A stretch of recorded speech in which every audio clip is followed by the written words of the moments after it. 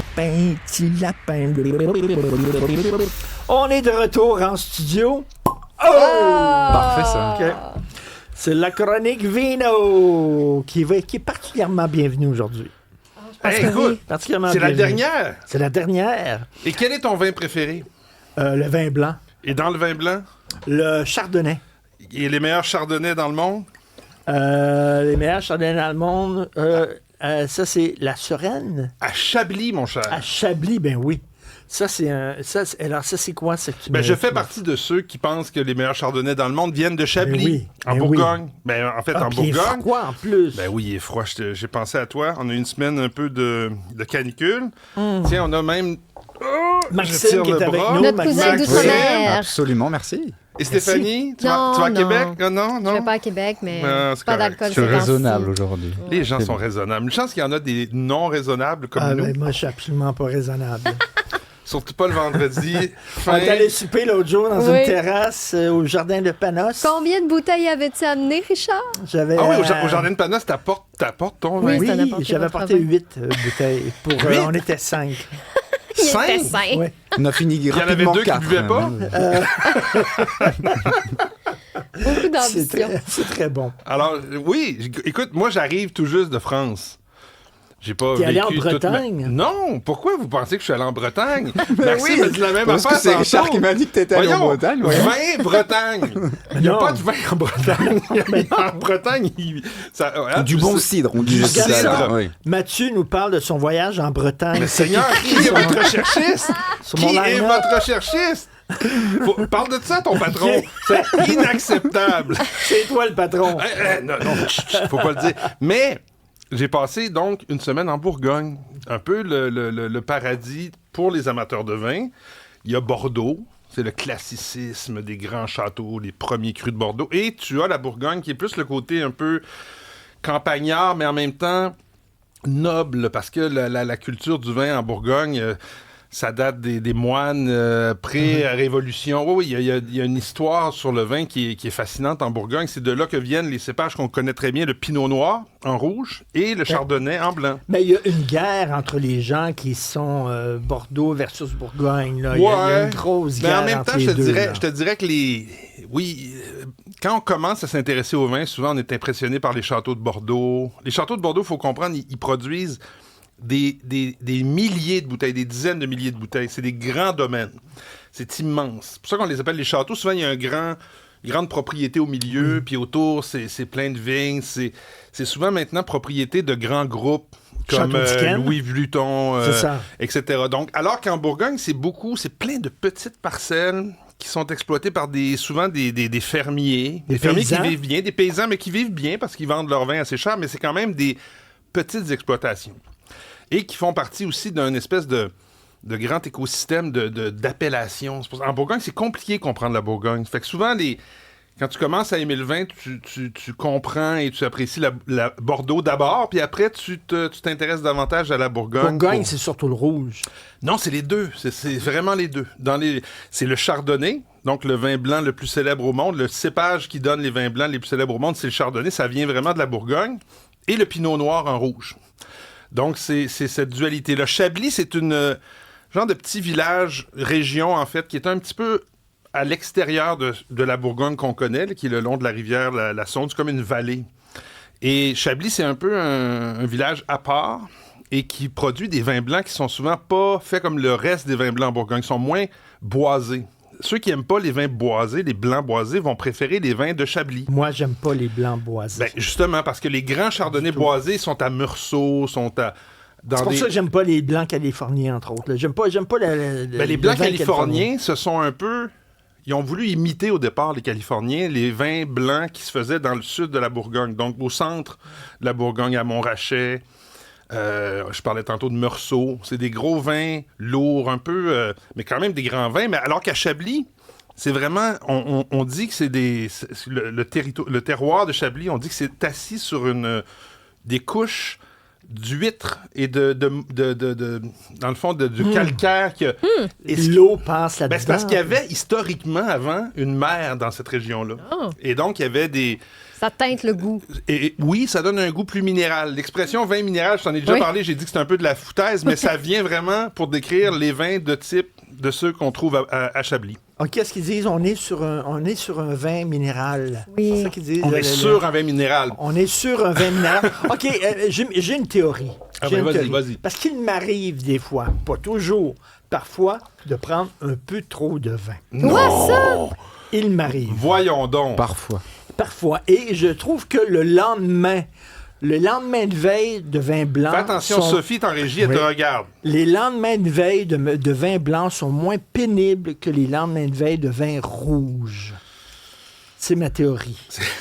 Ça repose sur quoi, cette Ben, théorie-là? D'une expérience personnelle profonde. Alors, moi, je te rappelle que dans le vin blanc comme dans le vin rouge, il y a à peu près entre 12,5 et 14 % d'alcool.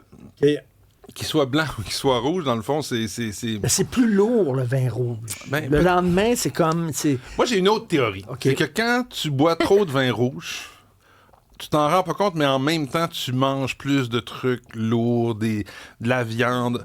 Quelque chose qui fait que ton mix de tout ce que tu ingurgites au fin à fin, Le lendemain, c'est plus tough. c'est lourd. Ou alors, OK. tu t'aimes mieux le vin rouge sans t'en rendre compte et le soir, t'en bois plus, je sais pas. C'est vrai. Non, je pense que le vin rouge, ça appelle la viande, ça appelle des trucs lourds. Tiens, le vin blanc, ça appelle le poisson. Appelle la viande. Combien de vignobles t'as fait pendant tes vacances? Ben, j'ai commencé à Chablis. Je suis allé dans un domaine qui s'appelle William Fèvre, dont on voit souvent les vins au Québec à la SAQ. On a été super bien reçus. Ils nous ont fait une dégustation. Moi, je leur avais dit que je passais à l'émission de Richard Martineau. Ils ont dit Richard Martineau! Là, t'as reçu plein Écoute, d'invitations. ils ont ouvert les premiers crus, des bouteilles à 200 $. J'ai été reçu comme un roi. Non, mais après, j'ai fait... C'était pas le but premier de mon voyage, mais comme vous le savez, c'est un peu mon sideline, mon dada. Je me suis promené à Beaune, entre autres. Beaune, c'est une petite ville au milieu de la Bourgogne où le commerce du vin, c'est un peu centralisé. Tous les vignobles autour, des villages autour, ils arrivaient à Beaune, puis ça a créé un marché du vin. Et donc, il y a des boutiques de vin, des caves absolument Est-ce que tu phénoménales. crachais le vin que tu goûtais ou tu l'avalais? En vacances? Oui. Ouais, d'après toi? Je pense que tu l'avalais. Quoique tôt le matin, quand tu fais des dégustations, ça arrive, t'es reçu des fois à 10 h le matin. Wow! Ben, Tu vas peut-être en boire une gorgée ou deux, mais t'essaies de pas te saouler à 10 h le matin. OK, Maxime ici, Trouleau, est un Français Bretagne. qui connaît pas beaucoup le vin. Non, mais j'en bois très peu. Moi, je croyais que vous étiez nourri à la mamelle au vin. Mais je écoute croyais pas que tout le les monde, femmes Richard. françaises, c'est du vin qui sortait de leur sein. Non. Mais je suis pas très alcool. Disons que je préfère quand même le vin à la bière. La bière, je peux pas en boire, j'aime pas ça. Mais le vin, bon, celui-ci est très bon, là, le Chablis que tu nous as fait goûter, vraiment bon. D'ailleurs, c'est un des Chablis les moins chers au Québec. Mais c'est toujours cher, le Chablis. Ouais. Celui-là est 30 $ à la SAQ. La Chablisienne, tu l'as dit tantôt, c'est une coopérative. Donc, je sais pas si Sébastien le voit. Bon. Sébastien, la caméra. Et le Chardonnay, la dernière fois, Richard, quand même, c'était bon aussi. Alors, il dit qu'il n'est pas très alcool. Il a dû avoir un sacré choc quand on est sortis ensemble. oui, c'est ça. Il a pris des notes Je me et suis s'est dit laissé c'est aller. comme ça que les Québécois font. Je me suis laissé aller. Alors, c'est excellent. Le blanc est présent. Bon, le rouge, je parlais de la ville de Beaune tantôt. L'appellation, c'est Haute-Côte de Beaune. Donc, il faut comprendre que la Bourgogne, il y a comme une côte, une vallée. Puis d'un côté, là, vraiment vers l'ouest, il y a une côte, on appelle ça la Côte d'Or. Hein? C'est un beau nom pour une... Et c'est comme une espèce de dénivelé, puis c'est là que se retrouvent les vignes. Donc la Haute-Côte de Beaune, c'est près de la ville de Beaune, dans cette côte-là en haut. Et c'est produit par Billard Père et Fils, et c'est un 2025. Je l'ai acheté parce que, dans le fond, c'est comme les premiers vins de l'année dernière qui arrivent sur nos tablettes. C'est pas du vin nouveau, là, mais c'est le nouveau. C'est pas un gros rouge qui tâche du tout. Non, c'est léger. C'est léger, il y a ça. beaucoup de fruits. 2025, c'était une super année pour ceux qui collectionnent les millésimes. Là. C'était vraiment une année parfaite, chaude et parfaite pour le Pinot Noir. Donc, on a un beau petit vin ici pour débuter tes vacances, Richard. Il est vraiment bien, celui-là.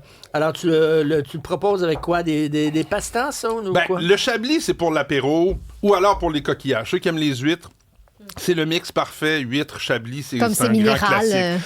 C'est minéral. On va même dire que ça goûte un peu les huîtres, ceux qui sont un peu plus imaginatifs. Le Bourgogne rouge, le Haute-Côte de Beaune, c'est parfait avec du poulet, de la volaille, des brochettes.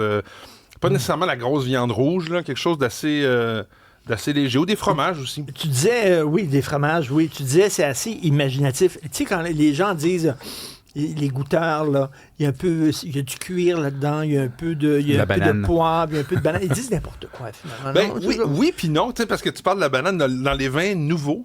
Souvent, on utilisait en Beaujolais une levure particulière pour commencer la fermentation. Parce que c'est quoi le vin? C'est du jus de raisin qui a fermenté. Puis pour qu'il fermente, on ajoute de la levure. Souvent, ça peut être de la levure naturelle ou de la levure chimique. Et il y a une variété de levure chimique qui était utilisée à Beaujolais que, invariablement, ça sentait la banane. Et là, tu pouvais savoir que ce vin-là avait été vinifié avec cette levure-là parce que c'est la levure qui donnait ce goût-là, en plus du mélange avec le jus de raisin. Mais ils disent pas totalement n'importe quoi. Mais souvent, les plus empoulés, les plus snobs, un peu vont se donner un peu d'importance. Tu sais, quand tu disais tantôt, on est sur un vin comme ça, de coteau, et tu sais, moi, ça fait 25 ans, 30 ans que je patauge dans ce milieu-là. Il y a du cuir, des fois, ils vont dire, ça goûte un peu le chien mouillé. Ah, ça serait pas un bon vin, alors. Ça serait pas un bon vin. Quoi, là? Ça goûte quoi? C'est juste un test pour voir si tu suis, là, pour voir si tu vas réagir ou pas. Là. Si ça sent le chien mouillé, c'est peut-être parce que le vin est bouchonné. Parce que, sérieusement, un vin bouchonné, ça sent réellement le chien mouillé sale. Là. Pas le chien mouillé qui sort du bain là, propre. Là. Le chien qui a passé la nuit dehors à se rouler dans la boîte. Là. Et ça peut aussi sentir les feuilles mortes. Des fois, des gens sont pas certains. On aurait pu faire une chronique là-dessus cette année, sur le vin bouchonné. Comment détecter un vin bouchonné? Tu peux pas te poser la question. Quand c'est vraiment bouchonné, là, c'est pas buvable. C'est littéralement pas buvable, ça sent ce que je vous dis. C'est pas surette un peu aussi? Non? Surette, ça peut être un autre problème. Ah. Mais le vin qui est bouchonné, il y a une espèce de petite champignon ou bactérie qui se développe dans le bouchon et qui affecte le goût du vin.